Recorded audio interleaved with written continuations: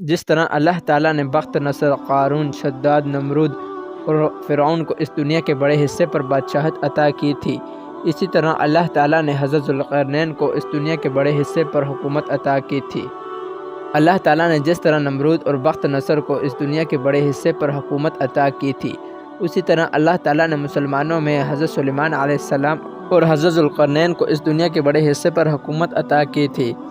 حضرت ذوالقرنین کو اللہ تعالیٰ نے قرآن مجید میں ذوالقرنین کے نام سے کیوں پکارا؟ حضرت ذوالقرنین کا اصلی نام سکندر تھا۔ لوگ انہیں ذوالقرنین اس لیے کہتے تھے کیونکہ انہوں نے اس دنیا کے 2 سنگوں یعنی اس دنیا کے 2 کونوں کا سفر کیا تھا۔ بعض لوگ انہیں ذوالقرنین اس لیے کہتے تھے کیونکہ ان کے لمبے لمبے بال تھے جن کو وہ 2 حصوں میں باندھا کرتے تھے، اور بعض لوگوں کے مطابق ان کے تاج پر 2 سینگ تھے جس کی وجہ سے لوگ انہیں ذوالقرنین کہتے تھے۔ حضرت ذوالقرنین بہت طاقتور بادشاہ تھے، اس کے باوجود وہ اللہ تعالیٰ کے بہت قریب تھے، مگر وہ اللہ تعالیٰ کے نبی نہیں تھے۔ کئی روایات کے مطابق حضرت ذوالقرنین حضرت خضر علیہ السلام کے خالہ زاد بھائی تھے۔ حضرت خضر علیہ السلام نے حضرت ذوالقرنین کا جنگوں میں بہت ساتھ دیا تھا اور وہ آپ کے سپہ سالار بھی تھے۔ ناظرین، آج کا ہمارا بنیادی موضوع حضرت ذوالقرنین کے عجیب و غریب 3 سفر ہیں جنہیں اللہ تعالیٰ نے قرآن مجید میں سورہ کہف میں بیان کیا ہے۔ یہ 3 سفر انتہائی عجیب تھے۔ حضرت ذوالقرنین نے پرانی کتابوں میں پڑھ رکھا تھا کہ سام بن نوح کی اولاد میں سے ایک شخص ایسا ہوگا جو آب حیات کے چشمہ سے پانی پیے گا، اس پانی پینے کے بعد وہ شخص کبھی نہیں مرے گا۔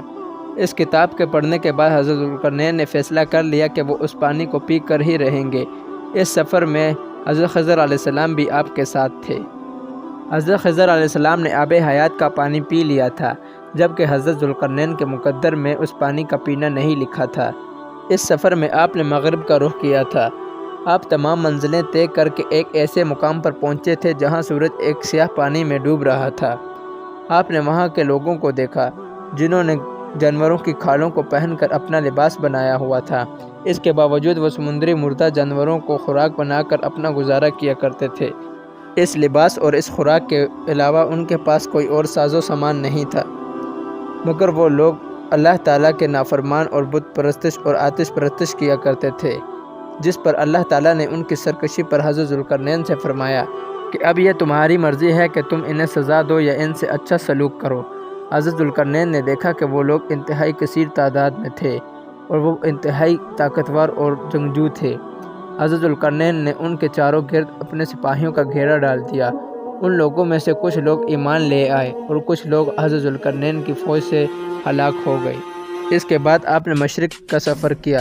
تمام منزلیں اور حدیں پار کر کے آپ ایسے مقام پر پہنچے جہاں آپ نے سورج کو طلوع ہوتے ہوئے دیکھا۔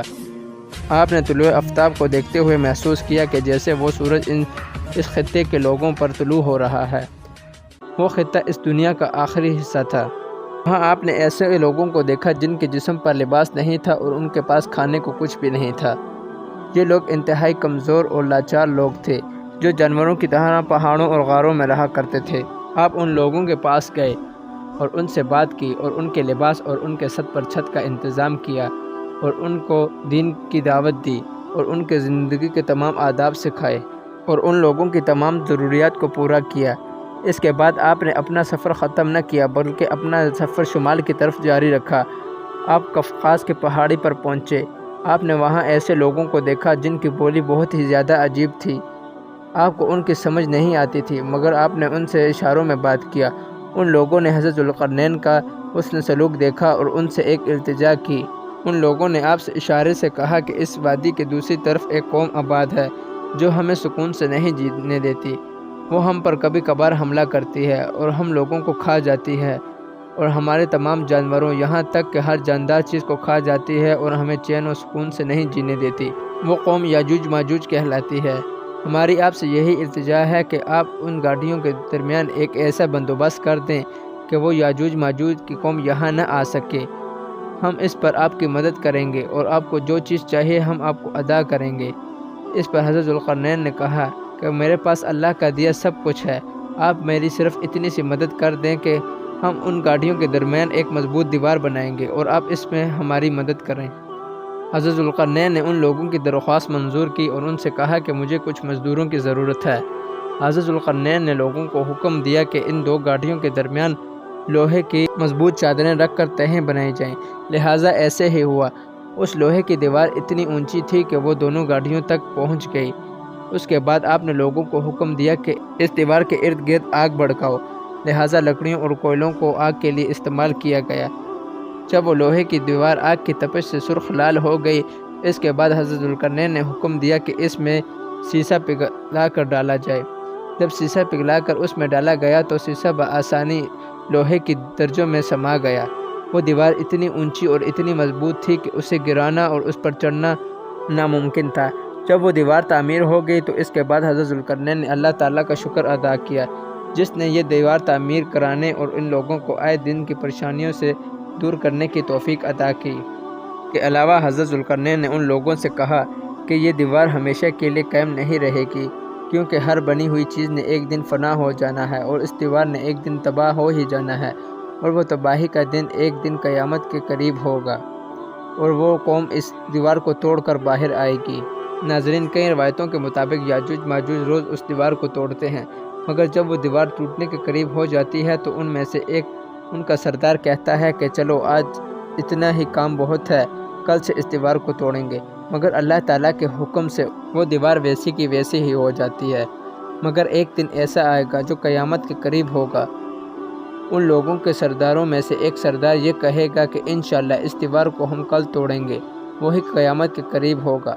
وہ لوگ بے شک کافر ہوں گے، مگر ان کے منہ سے ایک ایسا لفظ نکلے گا، یعنی وہ انشاءاللہ کا ہوگا۔ اس کے بعد وہ دیوار کو توڑ کر باہر آئیں گے اور دنیا میں فساد مچائیں گے اور لوگوں کو کھائیں گے۔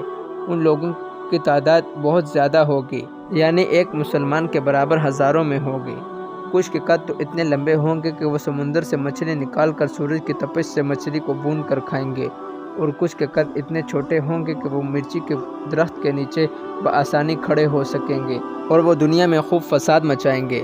اور اللہ تعالیٰ کے حکم سے ان سب بھی کی گردنوں پر ایک دانہ نکلے گا، جس کی وجہ سے ان کی موت ہوگی۔ ان لوگوں کی کثرت اتنی ہوگی کہ ان کی لاشوں کی وجہ سے۔